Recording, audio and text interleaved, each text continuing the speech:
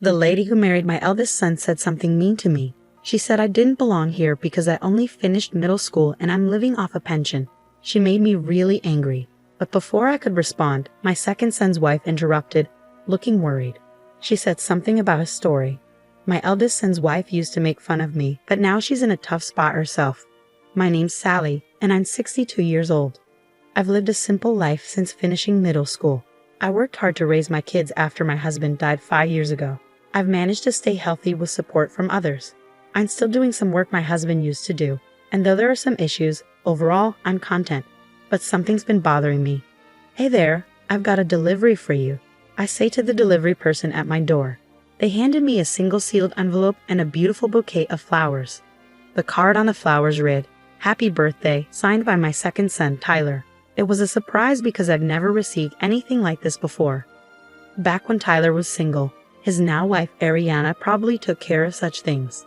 Tyler's a laid-back guy, while Ariana is more organized and thoughtful. They live about an hour away, but they visit occasionally to check in and invite me on trips with them. I called Ariana to thank her, and she sounded happy, saying, "Happy birthday. I heard you like flowers. Take care, and I can't wait to see you again." Ariana's such a great wife, almost too good for Tyler. But then there's the other sealed letter from my eldest son, Tom. When I opened it, I found a birthday card. Tom, who got married before Tyler, isn't the type to do something like this on his own. So it must have been his wife, Mary, who sent it. Mary has always been a big worry for me. She brags about being highly educated and working for a big company. She's got a strong personality and can be pretty snobby. She judges people based on their education and job, and if she thinks someone's beneath her, she'll make fun of them. Since I only finished junior high school and have been working all my life, she looks down on me. I knew she didn't respect me from the start, but over time she's become even more arrogant. She'd show up at my house unannounced and expect me to cook for her, saying she was too tired from work. Sometimes she'd even ask me for money without telling my son Tom, who's also well off. Tom, bless him, is like a husband to me, gentle and kind, so I tolerate Mary because she married him. But it hurts, and I don't feel good about it. Still, she wished me a happy birthday, so I felt like I should at least thank her. That's why I decided to give her a call. I called Mary, and she sounded tired, saying she needed to keep it short because of work. I thanked her for the birthday card she sent me. She quickly acknowledged it and then reminded me about an upcoming family dinner, telling me to dress nicely so she wouldn't be embarrassed. I agreed and said goodbye. She didn't even say congratulations, but that's just how Mary is, I thought to myself, feeling a bit disappointed. I wondered if there was anything I could do about the situation. A few weeks later, I had the chance to attend a dinner party with my relatives. It was for my niece's wedding. She's always been dear to me since she was little. She's a cousin of my sons, Tom and Tyler. Since she wasn't having a big wedding, they decided to throw a dinner party to introduce her new husband to the family. Tom, Mary, Tyler, Ariana, and I were all invited. As we walked through the courtyard where the party was being held, I commented on the nice weather and how lovely my niece looked in her kimono. "You look great in your kimono, and it fits perfectly in this courtyard," I told her. "Well, it's a proper place today, and I haven't been here in a long time," she replied. "I wish I had worn a kimono too. This restaurant is really nice and luxurious," I remarked. "Oh, come on. I can't afford to buy you an expensive kimono for a place like this," my niece replied. "I know, I'm just saying," I said with a smile. As we chatted, my eldest son and his wife arrived late. "Hello, wow, you're dressed up nicely," I greeted them. "Hey, you don't have to say it like that," my son Tom tried to intervene, but Mary seemed annoyed. "It's almost time to go in," I said, leading everyone inside the restaurant. Around 30 relatives had gathered, and many of them came to greet me. "She's very well liked, isn't she?" someone whispered. "Is it out of pity after all?" Mary muttered, standing nearby. I ignored her and took my seat. My niece and her partner greeted everyone, and after a toast, the dinner party began. I had expected the restaurant to be in a rural area, but the food was impressive. They even had a good selection of steak. "It's no wonder they were featured in the Tokyo magazine," Mary remarked, enjoying her meal and drinking a lot of steak. The dinner proceeded peacefully, celebrating my niece's marriage. I was relieved to see that her partner seemed like a good person. "Incidentally, I heard you graduated from the University of K and work for a famous bank," one of the relatives mentioned. "Yes, that's correct. I'm grateful to my parents for supporting my education, my niece's partner replied nervously. That's good. Key University, huh? Well, I graduated from W University myself. I'm a CEO at a big company, Mary chimed in, even though nobody asked. She seemed eager to show off her education and job. Tom tried to stop her, but Mary kept going. In today's world, your education really matters, don't you think? No, I don't agree. There are plenty of respectable people regardless of their education, my niece's partner replied firmly. But Mary didn't stop. I believe those who went to K University would understand that there are things only educated people can grasp. People without education are, let's say, at a lower level, right, Sally? She suddenly turned to me, but I already knew where this was going. I'm not sure, Mary. Maybe you've had a bit too much to drink. Why don't you step outside for some fresh air? I responded calmly, but it seemed to annoy her. What's wrong, Mary? You're being a bit harsh. Did you just tell me to leave even though I have a college degree and you only finished junior high? She snapped back. I don't get it. What's your problem? Tom tried to intervene, but I signaled him to stay quiet. It was time to address this once and for all, I thought. Mary, if you have something to say, say it. I encouraged her, though I already knew what was coming. She chuckled and then began. Let me be frank. If I were you, I'd be too ashamed to show my face in front of the family. You only finished middle school and have no qualifications. Everyone, including my niece and her partner, was watching us closely. I haven't seen you doing much since your husband passed away. You're unemployed at 62, nowhere near retirement age. Where I work, people are dedicated elite managers. I'm the main breadwinner, she continued, seeming to relish in it. You didn't even go to high school, let alone a good one. You're in this situation because you lack qualifications. Isn't that pathetic? I definitely wouldn't want to end up like you, Aunt, though I don't have to worry since I work for a big company, she added, her words causing even the waitstaff to pause and listen. Then she dropped a bombshell. Someone like you, who only finished middle school, doesn't belong here. It's embarrassing. You're just a poor person living off a pension. I don't want anything to do with you, so why don't you leave? Mary's words pushed me over the edge. I had been trying to tolerate her arrogance, but I couldn't hold back my anger anymore. My nose twitched and I fought back tears. I wanted to tell her to just shut up and listen, but before I could, Ariana, looking pale, interjected.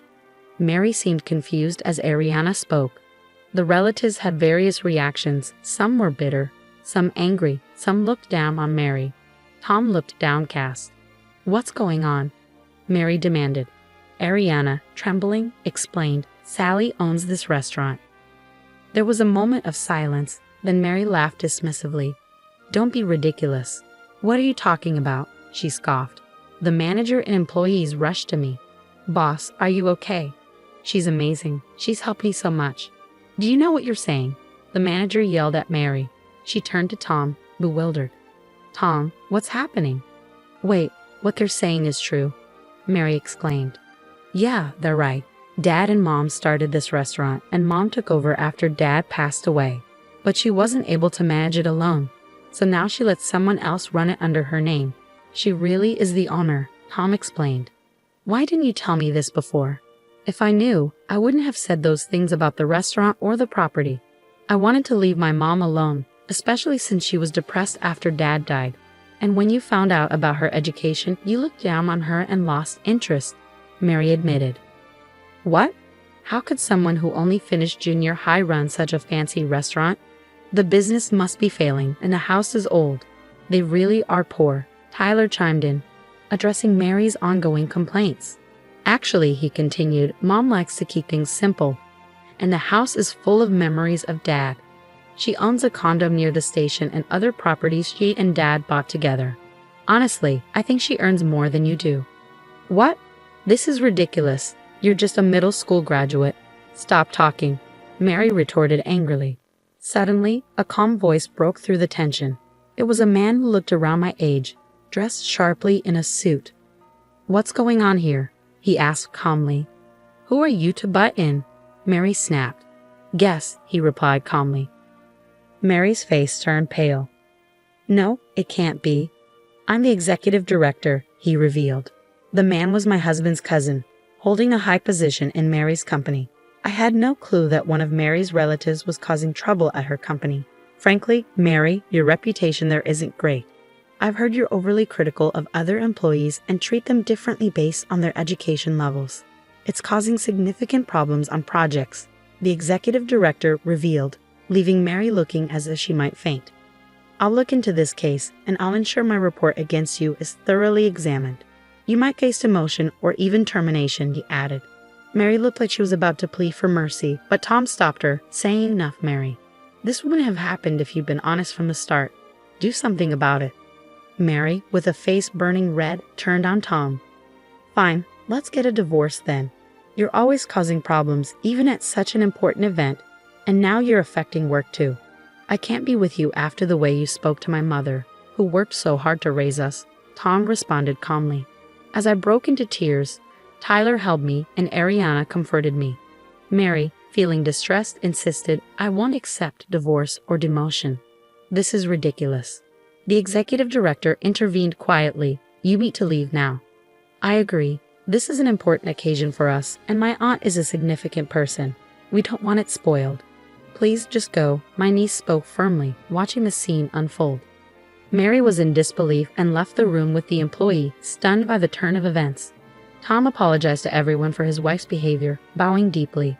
My niece reassured me, expressing her love and support, while Ariana leaned in to tell me she respected me. Tom also expressed his desire to divorce Mary, saying he'd be happier without her. I was taken aback by Tom's decision to divorce because of me, and I felt guilty. But Tom reassured me, apologizing for everything and promising to be more respectful to his parents. After we all calmed down, we finished the dinner without any further issues. A few months later, Tom and Mary divorced.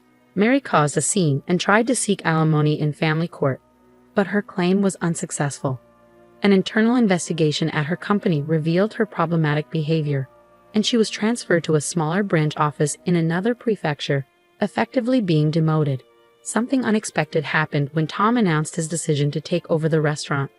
I had never pressured my children to take over the family business, wanting them to pursue their passions. But deep down, I felt a bit sad at the thought of letting go of the special place my husband and I had built together. Tom approached me with a serious expression, saying, Mom, that restaurant is filled with dads and your love and passion.